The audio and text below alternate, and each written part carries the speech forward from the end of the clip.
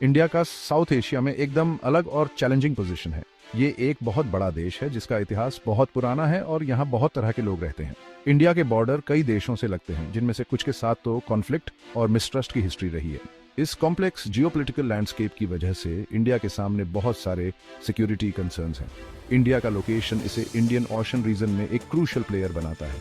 ये region global trade and security के लिए और भी ज्यादा इंपॉर्टेंट होता जा रहा है। जैसे जैसे इंडिया इकोनॉमिकली और मिलिटरीली स्ट्रांग हो रहा है, उसे अपने इंटरेस्ट्स और अपने नेबर्स के इंटरेस्ट के बीच बैलेंस बनाने की चुनौती का सामना करना पड़ रहा है। एक प्राइमरी कंसर्न है टेररिज्म का खतरा। इस रीजन में टेररिस्ट ग्रुप्स देश को डिस्टेबलाइज करने और डर फैलाने के लिए काम कर रहे हैं। इंडिया को अपने ही बॉर्डर के अंदर सेपरेटिस्ट मूवमेंट से भी चुनौती का सामना करना पड़ता है। ये मूवमेंट्स अक्सर हॉस्टाइल नेबर्स से सपोर्ट पाते हैं, जिससे सिचुएशन और भी ज्यादा कॉम्प्लेक्स हो जाती है। इंडिया के जियोपॉलिटिकल चैलेंजेस के लिए एक मल्टीफैसेटेड अप्रोच की जरूरत है। देश को अग्रेशन को रोकने और थ्रेट्स का जवाब देने के लिए एक स्ट्रांग मिलिट्री रखना होगा। हालांकि इंडिया डिस्प्यूट्स को सुलझाने और रीजनल स्टेबिलिटी को बढ़ावा देने के लिए डिप्लोमेसी और डायलॉग की महत्वता को भी समझता है।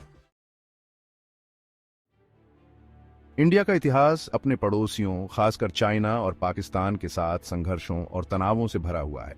ये हिस्टोरिकल डिस्प्यूट्स इस रीजन के जियोपॉलिटिकल डायनामिक्स को आज भी प्रभावित करते हैं और इंडिया की फॉरेन पॉलिसी के लिए काफी बड़ी चैलेंजेस पेश करते हैं।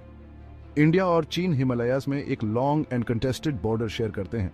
इस टेरिटोरियल डिस्प्यूट की वजह से 1962 में एक छोटी लेकिन खूनी लड़ाई हुई थी, जिसमें इंडिया को हार का सामना करना पड़ा था। इस कॉन्फ्लिक्ट का साया आज भी साइनो इंडियन रिलेशंस पर मंडराता है।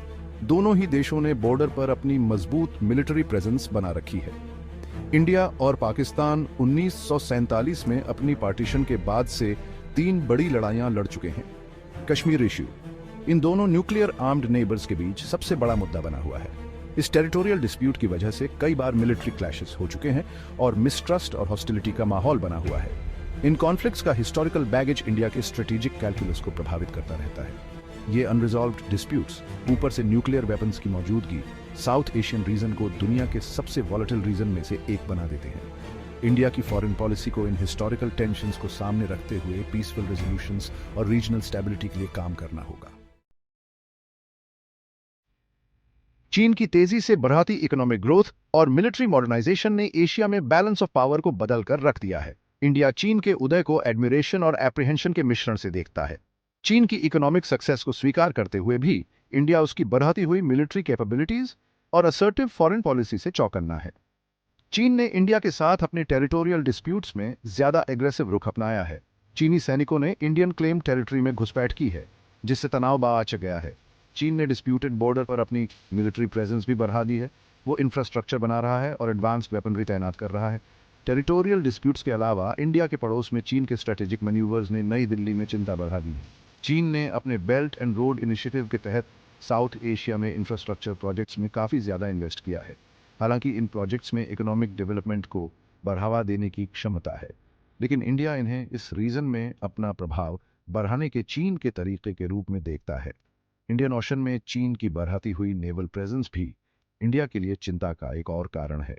चीन ने इस रीजन में पोर्ट्स और मिलिट्री फैसिलिटीज की एक श्रृंखला स्थापित की है, जिससे एनसर्कलमेंट का डर भी आज गया है। इंडिया इन डेवलपमेंट्स को इंडियन ओशन में अपने पारंपरिक प्रभुत्व के लिए एक चुनौती के रूप में देखता है। पाकिस्तान इंडिया के लिए सबसे तत्काल सिक्योरिटी थ्रेट बना हुआ है। दोनों देश कई युद्ध लड़ चुके हैं और कश्मीर में लाइन ऑफ कंट्रोल पर सीमा पार गोलीबारी में शामिल रहते हैं। इंडिया के खिलाफ काम करने वाले टेररिस्ट ग्रुप्स को पाकिस्तान का समर्थन इस रिलेशनशिप में और भी जटिलता पैदा करता है। पाकिस्तान की सेना और खुफिया एजेंसियों का इतिहास रहा है कि वो ऐसे आतंकवादी समूहों का समर्थन करते रहे हैं। ये समूह, जो अक्सर पाकिस्तान के कब्जे वाले कश्मीर में स्थित होते हैं, पाकिस्तानी तंत्र के भीतर से प्रशिक्षण, धन और सामग्री का समर्थन प्राप्त करते हैं। इंडिया ने बार बार पाकिस्तान पर आतंकवाद को राज्य नीति के रूप में इस्तेमाल करने का आरोप लगाया है। इन समूहों के खिलाफ निर्णायक कार्रवाई करने में पाकिस्तान की अनिच्छा ने दोनों देशों के बीच रिश्तों को और तनावपूर्ण बना दिया है।